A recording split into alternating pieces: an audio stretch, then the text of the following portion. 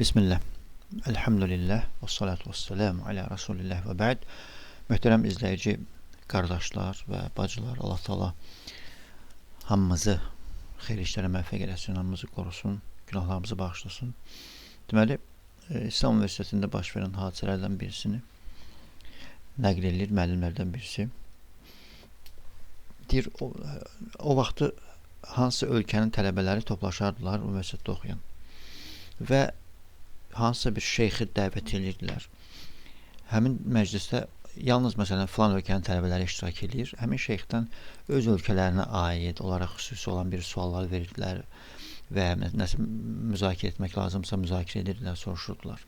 Və ölkələrdən birisi, onların tələbələri yığışırlar və Şeyx Abdurrazaqı dəvət edirlər, hafizahullah.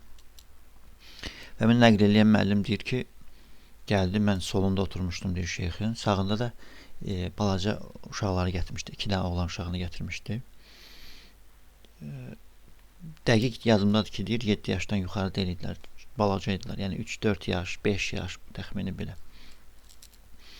Şeyxin başı söhbətə qarışır, əmin o müəllimlə və uşaqlar da sağında oturub və tələbələrdən kimsə istəyir uşaqlar biraz oxşatsın, suallar versin filan və uşaqdan soruşur ki, hansı kluba əzarkeşlik edirsən?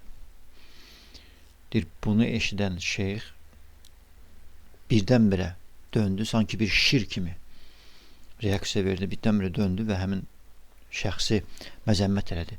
Dedi, sən həya etmirsən, utanmırsan, uşaqlarıma gör nəyi öyrədirsən, hansı kluba əzarkeşlik eləmək. Sən onlardan soruş ki, nə əzbərləyibsən, nəyi oxumağı sevirsən, hansı kitab oxumağı sevirsən. Yəni, qınadı o həmin şəxsi ki, uşaqlara bu cür tərbiyə verir, onlardan bunu soruşur. Bu hadisəni eşidən kimi, təbii ki, hamımızın təəssüflə və qəm hissi ilə bildiyimiz məlumatlar ağlına gəlir ki, bəzi müsəlmanlar cahillərlə bərabər ibadət eləməyən insanlarla bərabər otururlar saatlarla həmin oyunlara baxırlar və həmin o bəzən qeyri-müsəlman futbolçulara qarşı sevgi yaranır və onların adları könəklərində gəzirlər və elə olur ki, bəzən kiminsə bir müsəlmanın ibadət əhlinin balaca uşağı bilir ki, hansısa məşhur futbolçunun məsələn zina elədiyi, gəzdiyi bir qızın adı nədir? Ondan olan oğlunun adı nədir? Neçə yaşı var? Nə maşını var? Hansı ölkədə oynayır və təxmini nə qədər maaş alır və digər bu kimi xırdalıqları bilirlər. Amma soruşsan məşhur səhabələr, hələ mən demirəm tabeinlər, alimlər, səhabələrdən neçəsinin adını bilirlər, səhabə qadınlardan neçəsinin adını bilirlər və digər dinin ən önəmli məlumatlarından hansını bilirlər. Görürsən ki, bəzən olur ki, çox önəmli məlumatlar həmin uşaqlar bilmirlər. Amma həmin məlumatları bilirlər. Bunlar təbii ki, nəyin nəticəsidir? Ataların səhlənkar olması, həm özlərinə qarşı səhlənkar olması, həm də uşaqlarına qarşı səhlənkar olmasıdır. Ki, uşaqlarını bu cür boş vaxt itirən və bir tərəfdən də ziyana aparan, harama aparan işlərdən nə özlərini çəkindirmirlər, nə də uşaqlarını çəkindirmirlər. Allahul müstəan. Şeyx Abbad, hafizahullah, o vaxtda ərəb ölkələrindən birisi dünya çempionatında, futbol üzrə dünya çempionatında neysə bir nailiyyət qazanmışdı, kiməsə qalib gəlmişdi, yoxsa hansı mərhələyə keçmişdi. Əlcəzair idi, səhv eləmirəmsə. Və Əlcəzairdən olan ümrəçilər Mədinədə hay-küy qoparmışlar, maşınlardan siqnallar, qışqırıqlar. Onda şeyx məqalə yazmışdı. Demişdi ki, bu qələbə sayılmır. Qələbə nə vaxt sayılır? Həqiqi qələbə. O vaxt ki, insan cənnətə nail olacaq. Allah Teala Quran-ı Kərimdə bunu fəvzən azimə adlandırır. Yəni, bu əzəmətli bir qələbədir. Əsl qələbə Allah Teala'nın təqvasına nail olmaqdır.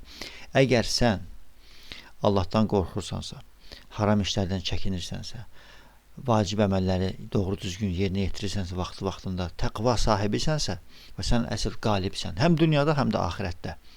Ona görə övladlarının da Alimlər bunu deyirlər. Övladlarının da dünyada və axirətdə xeyir işəsində olmağını istəyirsənsə, onları pis və haram vərdişlərdən qoru, onlara xeyri öyrət, ən birinci onlara dinini öyrət, Quranı öyrət, gözəl tərbiyə ver. Bu həqiqətən də valideyn kimi sənin ona edə biləcəyin ən böyük yaxşılıqdır və həm dünyada həm də axirətdə qalıcı bir faydadır.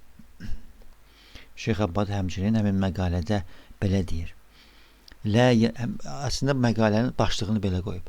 Lə yəliqu bil muslimin ən yuftinu ənfusəhum billəhvu və lə'ib. Müsəlmanlara yaraşmaz ki, özlərini həmin o boş-boş oyun, əyləncə ilə fitnəyə salsınlar. Bilə-bilə. Yəni, saatlarla oturub, ad çəkmirəm, hansısa bir komandaya baxanlar, soruşsan, bilirlər ki, bu düzgün hərəkət deyil. Boş-boş vaxt keçirməkdir. Necə ki, siqaret çəkənlərə nəsiyyət edəndə bəziləri deyirlər ki, bilirəm ki, bu zərərli şeydir. Və həmin siqaretə pis sözlər də deyirlər. Lakin tərk eləmirlər. Allahul müstəan. Ona görə şeyxdir ki, yaraşmaz müsəlmanlara bunu etmək. Sonra şeyx ayə və hədislər gətirir. İnsanı həqiqətən də bu mövzuda oyada biləcək ayə və hədislərdir. Məsələn, ayə.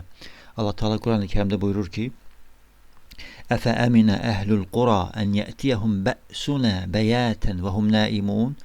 Məyər deyir, həmin o yaşayış yerlərinin əhalisi əmindilərmi ki, onlar yatdığı yerdə bizim onlara əzab gəlməyəcək? Məyər əzabdan qorunmuş haldadılarmı? Əmindilərmi bundan? Əvə əminə əhlül qura ən yətiyəhum bə'sunə duhan və hum yəl'abun. Və yaxud da ki, səhər oynadıqları vaxtı əzabımızın onlara gələcəyindən əmindilərmi?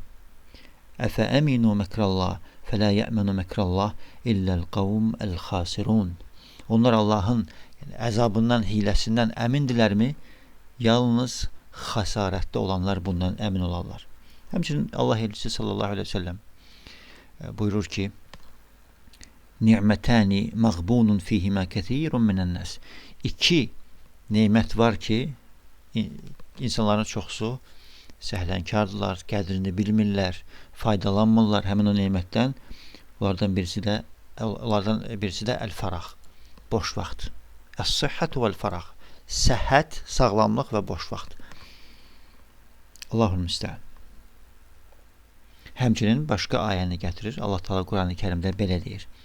Kullu nəfsin zəiqatul mevt. Hər bir nəfs ölümü dadacaq. Və innəmə tuvaffavna ucurakum yevməl qiyamə. Fəmən zuhzihə anin nari və udxiləl cənnətə fəqəd fəz. Və deyir, siz mükafatları qiyamət günü görəcəksiniz, sizə veriləcək və kim cəhənnəm atəşindən qorundusa və cənnətə daxil edildisə, cəhənnəmdən uzaqlaşdırılıb cənnətə daxil edildisə, xilas oldusa, bax, həmin o cənnətə girənlər artıq qələbə qazanmışdılar. Onlardır, bax, əsl qələbə. Və məl həyatü dünya illə mətə'ül qurur. Yəni, dünya həyatı isə aldadıcı bir şeydir. Oyun, əyləncə, aldadıcı, başqatan. Lakin kim ki bunlara aldanmır, Allaha ibadət eləyir, haramlardan çəkinir və vaxtını faydalı keçirir, dünya ləzzətlərinə, dünya oyun əyləncəsinə aldanmır. Bax, onlar cənnətə girirlər və əsl qalib gələnlər də onlardır.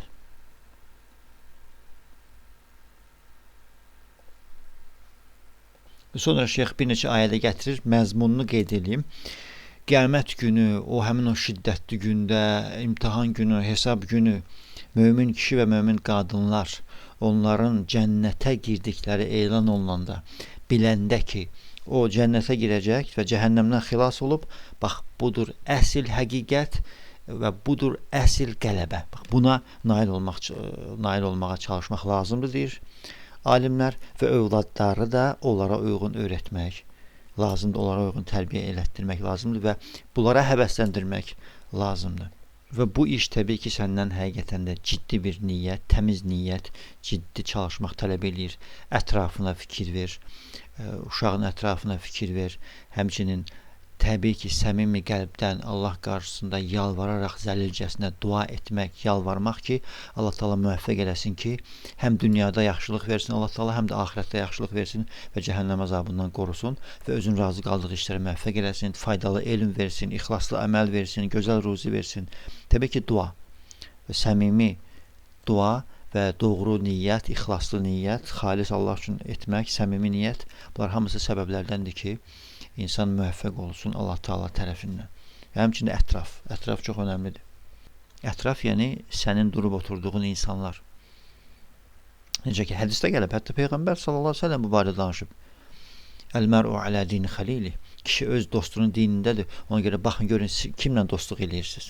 O nəyi sevirsə, o nəyi xoşlayırsa, o nədən danışırsa, o nəyə maraqlıdırsa, o tənbəldirsə və ya çalışqandırsa, sən də onunla dostluq eləyirsənsə, durub oturursansa, ondan təsirlənirsən. Ona görə salihlərlə dostluq elə, salihlərlə dur otur və Allahın izni ilə xeyrə doğru təsirlən. Və uşağın da belə olsun. İndidən uşağını öyrət Qurana, İslamın əsaslarına, doğru tərbiyə, doğru əqidə, doğru mənhəcə. Quran özün öyrədə bilmirsənsə, vaxtın yoxdur, alınmırsa, müəllimlər tut. Başqa şey üçün necə böyük pullar xərcləməyə razısan öz övladın üçün, Quran öyrətməyə, din öyrətməyə də müəllimlər tap, axtar. Qoy uşaqlara doğru düzgün din öyrətsinlər və sabah böyüyüb sənin övladın hansı yüksək vəzifədə, xarici maşında, böyük villada oturub din haqqında nalayiq sözlər desə, ateistlik etsə, görsən necə qəm-qüssə içərisində boğularsan. Lakin sabah sənin övladın və ya hər hansı bir müsəlman övladı böyüyür, bir elə imkanı da yoxdur, bir elə bahalı maşın da yoxdur, evi də bir elə bahalı deyil. Amma sənə deyir ki, atacan, səbirli ol, Allah Taala'nın bizə verdiyi nemətdir, şükr edək. Dünya həyatı onsuz da müvəqqətidir, boş bir şeydir. Əsas olan axirət qələbəsi qazanmaqdır. Əsas olan ixlasdır. Bax, bu sözləri sən övladından eşitsən, böyük bir sevinç hissi yaşayarsan və rahat olarsan ki, özündən sonra artıq həyatın əsas məqsədini bilən bir insanlar qoyub gedirsən. Onlar dara düşsələr, çətinliyə düşsələr, onlar bilirlər ki, hara müraciət etməlidirlər, kimə müraciət etməlidirlər, kimdən istəməlidirlər, kimə dua etməlidirlər, kimə yalvarmalıdırlar və beləliklə də sənin qəlbin rahat olur. Ona görə də gözlərinin nuru olur. Həmin uşaqlar gözlərinin nuru olur. Sənin qarşısına namaz qıldıqca, görsən Quran oxuyurlar, xeyirli kitab oxuyurlar, ibadət edirlər, oruç tuturlar, salih əməllər görürlər, ana-ataya gözəl davranırlar.